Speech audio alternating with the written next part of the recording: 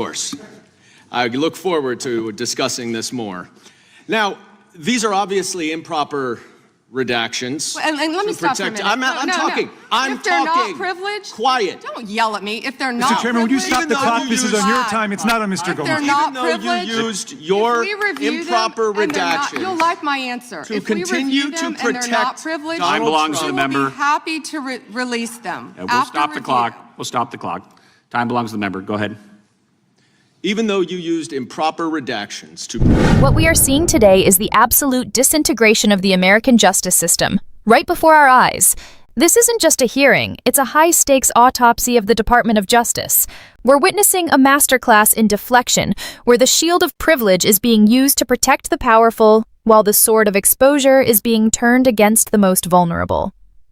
When you have members of Congress literally begging for unredacted truths, while the chief law enforcement officer pivots to political talking points, you know the guardrails are officially gone. Honestly, folks, we need to talk about the energy in this room. You have a man, Representative Dan Goldman from New York. He's a former prosecutor, and you can see it in his posture.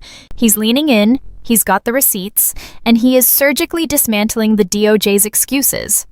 On the other side, you have a woman, Attorney General Pam Bondi, who is sitting with this icy, practiced defiance. She isn't just stonewalling, she's doing it with a smirk that says, "I know what I'm doing, and you can't stop me." The first part of this exchange is a total bombshell. Goldman reveals that he went to the department and found an email from Jeffrey Epstein to Ghislaine Maxwell containing notes about Donald Trump. He's calling it out. There is zero attorney-client privilege there. But look at the body language. As Goldman presses for transparency, Bondi keeps repeating the word privileged, like it's a magic spell to make the evidence disappear. It's a legal loophole she is stretching until it snaps. Back, gentleman from New York, recognized.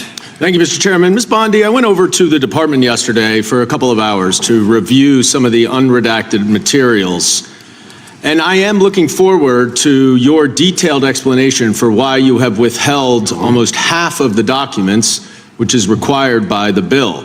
Now, obviously, there are 3 million documents, so I didn't get through much. But one thing I didn't see was the client list that you said you had on your desk a year ago. I did, however, find a couple of important documents. An 86-page prosecution memo from the Southern District of New York, and a draft indictment from Florida against Jeffrey Epstein's co-conspirators. For reasons that I cannot understand nor are permitted by the bill, they were still redacted, even for members of Congress. So, Ms. Bondi, will you commit right here to immediately providing those two documents in unredacted form to members of Congress? Not a complicated question. Well, I guess it is for you because you have a law degree and those are privileged. Okay, they're not privileged, but we will discuss that later. But here is the truly damning part.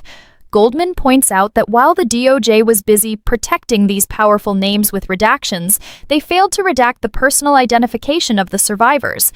This looks less like a mistake and more like a calculated move to intimidate. It's a systemic failure where the elites get the shield and the victims get the sword.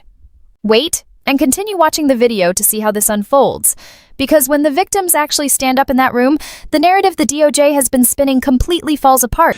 I also found an email that I have right here from Jeffrey Epstein to Ghislaine Maxwell that was unredacted. And it included notes of statements that Donald Trump made about his prior relationship with Jeffrey Epstein. Now, there is no reason for this to be hidden from the American people. There is no privilege, there is no attorney-client privilege, and I see you're checking with your staff, and I can assure you, staff, this is not under attorney-client privilege because it was sent from Jeffrey Epstein to Ghislaine Maxwell. Will you commit to publicly providing the unredacted version of this so that the American people can understand the extent of Donald Trump's lies about his relationship with Jeffrey Epstein? You're about as good of a lawyer today as you were when you tried to impeach President Trump in 2016. Have you apologized for that in 2019? So will you unredact this? Will you unredact this? You were lead counsel on that. Privileged. I'm asking you, will you unredact this? Privileged. Privileged. To protect Donald Trump and other predators associated with Jeffrey Epstein, you did the exact opposite thing with the survivors and victims of this scheme. So their identification information was really the only thing required to be redacted, and it was not. And it's clear this was not a mistake. This was not by accident. This was not because you only had 30 days when you really used 75, and that doesn't even include all the hours last March that you were redacting it. But I'll tell you why it's clear it wasn't a mistake. There is an email entitled Epstein Victim List. There are 32 names. One is redacted, 31 are not. So someone looked at it and decided to redact something. And I will tell you that that is clearly intentional to intimidate these survivors and victims.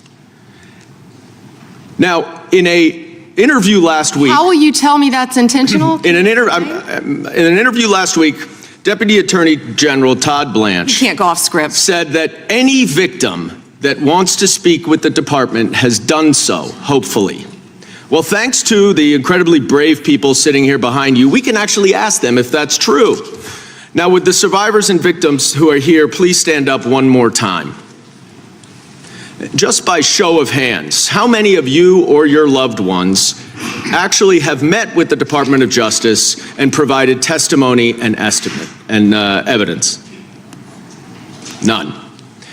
And of those of you who have not met, which is everyone, how many of you have reached out either individually or through a lawyer or representative to offer to provide testimony and evidence?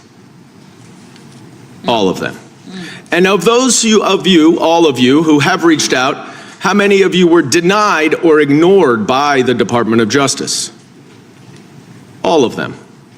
And despite the shameful and despicable efforts by Ms. Bondi and her department to intimidate you, how many of you are still willing to speak to the Department of Justice? All of them. Well, Ms. Bondi, it looks like you have some more witnesses to talk to. Gentleman's time has expired. And I yield back. We will go to the good gentleman from North Carolina, Congressman Knott. Thank you. May I have a moment, Congressman? Yes, ma'am. Thank you.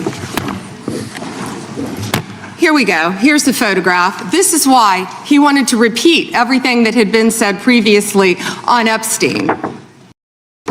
This is his state, New York. You probably don't even know who this is. Wahid Mohammed from Afghanistan. Yes, because I'm no longer a prosecutor. Convicted of assault. Wow, he represents New York. Wow, yet he doesn't care about the illegal aliens convicted of crimes. Assault and homicide. No longer a prosecutor, so he doesn't care about his constituents. Here we go. Arson, El Salvador, Miguel Palacios. Fermin Flores Ramales, Mexico, rape. Let's talk about... Todd Blanche, the deputy AG, had claimed the department was welcoming any victim who wanted to speak. But look at the room. Dan Goldman asks the survivors to stand. Every single one. They all testify, right there with their hands in the air, that they've been ignored or denied by Pam Bondi's DOJ. And did you hear that? The background noise in the transcript, the snorts, the dismissive sounds from the official's side. That is a crucial body language point. It shows a total lack of empathy. It's shocking. It's the sound of a department that has forgotten who it's supposed to protect. Then, watch the pivot. When Pam Bondi is backed into a corner on the Epstein files, she pulls a classic political smokescreen. She stops talking about the case at hand and starts attacking Dan Goldman's record, bringing up immigration and naming individuals like Wahid Mohammed and Miguel Palacios. It's a total abandonment of the oversight topic just to score points with her base. It's whataboutism, in its purest, most cynical form. I think what we're seeing at the Department of Justice is a disgrace. When the chief law enforcement officer refuses to answer basic questions in good faith, it isn't a coincidence, it's a strategy. If you're tired of the mainstream media skipping over the why, and you want to see exactly how accountability is being dismantled, you're in the right place. Do me a favor, hit that subscribe button and give this video a like. It helps this channel stay independent so I can keep bringing you these deep dives. We're doing this for you, so let's keep the pressure on together. Stay sharp.